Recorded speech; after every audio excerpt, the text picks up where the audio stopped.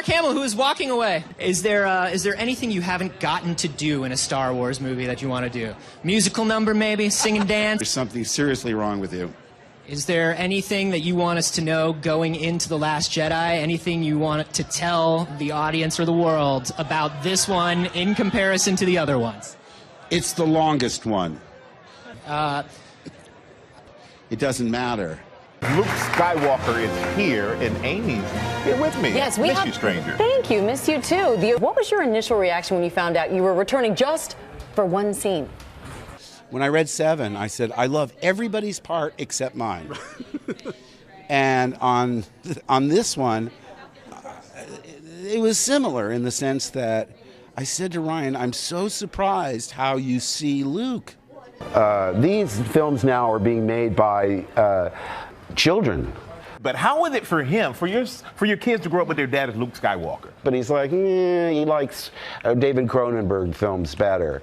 What's the biggest difference from when we last saw Luke in the end of Return of the Jedi to when we meet him now in The Last Jedi? Who is this guy? It's only a movie. And if you think you're going to go into the movie and recapture your childhood, you're setting yourself up for disappointment. There's been a lot of stuff like the books, video games that have added to Luke's journey because he's been looking for these Jedi artifacts and things. How much does that play into your performance? How much are you paying attention to this new canon stuff? You'll see. Are you bummed that Luke didn't get sort of a reunion with Han Solo? Absolutely. In fact, when I was reading it, I thought, if Leia's trying to mentally contact me and she's not successful, she'll rush to his aid. She'll get close to him and then get into some dire situation, and that's when I show up for a big yay, save her life. Then we rush to Han and are in the same position that Rey and Finn and Chewie are. Too late to save him, but witnesses. And I say, because it would carry so much emotional resonance into the next film. For us, his wife, his best friend to witness, instead of two characters that have known him, what, 20 minutes? Well, Chewie. I mean, if I leaked something, they'd cut off my head and throw it right in my face. People are still mad that the Wookiee didn't get a medal. The Jedi must end. It's time for the Jedi to end. Did your vision and Ryan's vision, did it coincide with the way that Luke ends up in this film that you thought it would all these years later? No. No, not at all. How much of Luke Skywalker did you discuss with Colin Trevorrow? I had discussions with Colin, and I was very excited because we were on the same page in terms of where we wanted to go and how we wanted to see Luke in a way we've never seen him, even in this current version. But I don't know what went on. I don't want to know. I thought, look, why mess with the success? We're never going to catch lightning in a bottle again. We had a beginning, a middle, and an end. Let's let the memories suffice. And I said, you know what? My out is that Harrison's never going to do this. Harrison Ford again, and just talking about the old days, Carrie Fisher. How did you guys reminisce? I said, you guys, I have a very bad feeling about this. Maybe we should have just left well enough alone. You have definitely got the best role in this film, You haven't think? you? You think? Top dad entrance. Wink. When I read 8, I told Ryan, I fundamentally disagree with virtually everything you've decided about my character. But more challenging? Yes, and I think he has more leeway to really mess things up. It's Colin Trevorrow that's going to have to tie all the loose ends together. I mean, you talked about the reaction to the first script, obviously, that funny kind of thing about waiting for Luke to appear, Right. etc. What was your reaction when you finally got a chance to read this one? Were you satisfied and excited in terms of how integral Luke is and was to the story? Were you surprised by what Ryan chose to do? Yes, I was very surprised. And I have to tell you, and I should have realized that when I read 7, I said, I love everybody's part except mine. And on this one, it was similar in the sense that I said to Ryan, I'm so surprised how you see Luke. In 7, you discovered Luke obviously is a hermit on this island, that there's so much unsaid about where he's been and what he's done. And actors like to write their own backstories. You know, you want to figure out what you've done and where you've been. But I realized that wasn't really important to the story of Force Awakens. I still made it up myself. And, you know, I tried to show it to JJ, and he, you know, was accommodating, but basically patted me on the head, gave me a cookie, and made me go away. Because, you know, whatever, make it up. I mean, they allude to things that have happened, and to a certain extent, you know, it's not Luke's story anymore.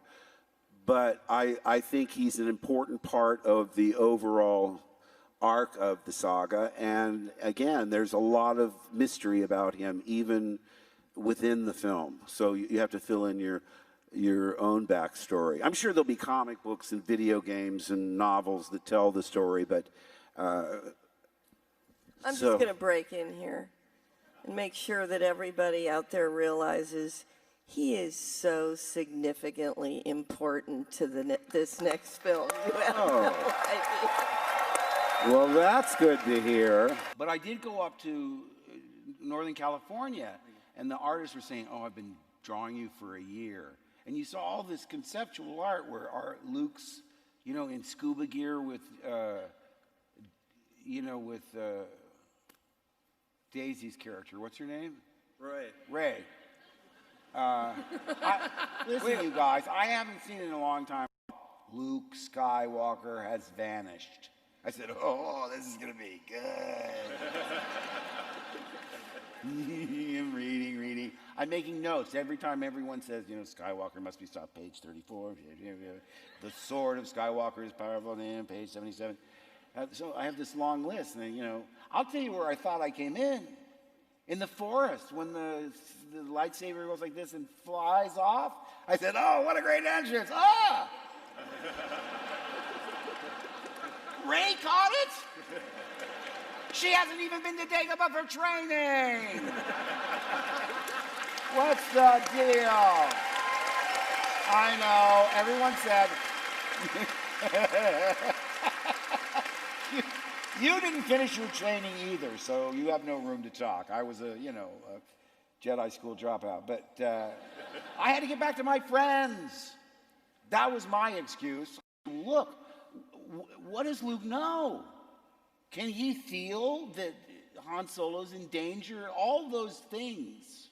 See, I said, even if you don't plan to tell the audience, I have to know for myself.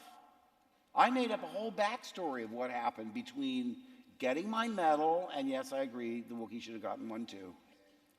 But you're right. I said, because if you don't tell the audience, it's not about me anymore.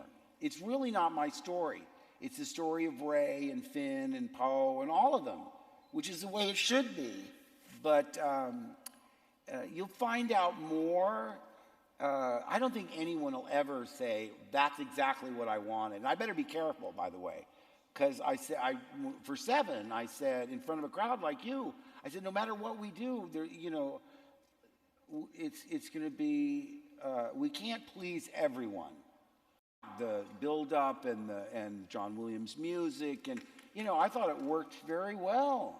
In fact, I want to do movies now where I don't do anything, I don't talk, I get second billing, and, you know, I'm in the movie less than 30 seconds. Less is more. And so I'm reading. Where is Luke? Everybody's talking about me.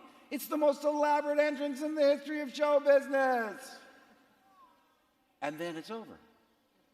You show up, turn around, pull down your hood. You don't even know it's really literally a cliffhanger. That's what I love, the visual pun of him standing on a cliff. Did you get that? Subtle. And someone said to me, is that a gravestone next to your... You remember that question? I don't know. It looked like a rock to me. So we signed on, and you know, like I say, I didn't know it was going to be bought by Disney, because this was summer of 2012. Then they announced that Disney had bought Lucasfilm around Halloween, which was October 30th. It was announced, and you know, we didn't know who the director was going to be, and then they announced J.J. Abrams, and it all came out. It was all very, very exciting, and I hope people are happy. It seems like, because in Hollywood, remember, kids, it's not important if it's of high quality, only if it makes money. Now, I don't want to, a good example would be Transformers.